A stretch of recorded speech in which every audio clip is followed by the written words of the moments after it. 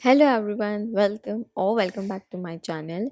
Today we will be filling up the tiniest palette from our toolkits.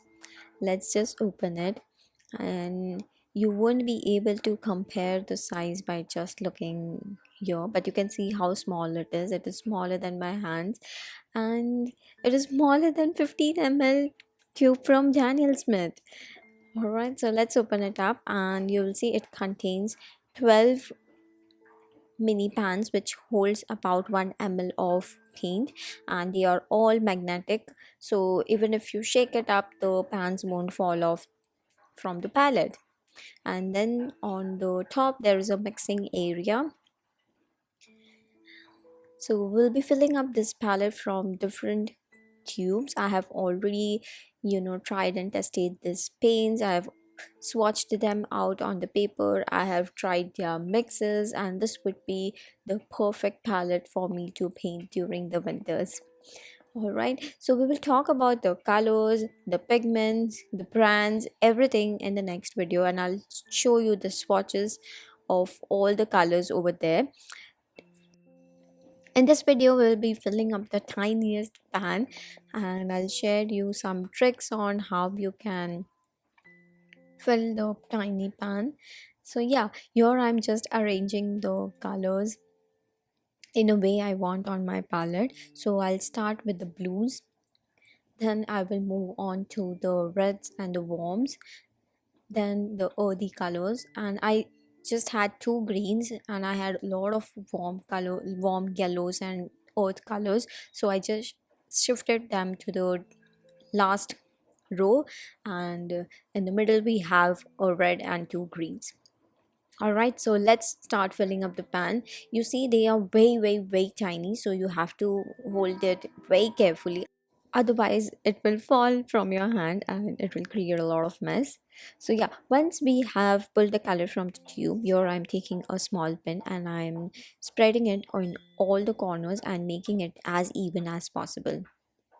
For some colors, it would be easier because it flows properly from the tube, but sometimes you will feel that the binder and the pigment are completely separated in the tube, which will create a lot of mess. But with the help of this pen, you can always mix the binder and the color together. Again, if you feel like a lot of your colors act like this, so you can always refrigerate your colors for like 5 to 10 minutes before filling up the pans. This trick works great because it just makes the paint a little bit harder and not runny, which is helpful when you are filling up the pan. Otherwise you end up wasting a lot of paint, which is so sad. I can understand that. All right, so yeah, we are just filling up the pans slowly and steadily. So the purpose I bought this palette was mainly for the traveling. I don't like to carry a lot of stuff when I'm traveling. It ends up getting a lot heavier. I wanted something which is very small so that I can just keep it in my backpack, and whenever I have the opportunity or the time, I can just pull it out from my backpack and paint, and it doesn't end up, you know, taking a lot of space in my bag, plus not making it a lot heavier.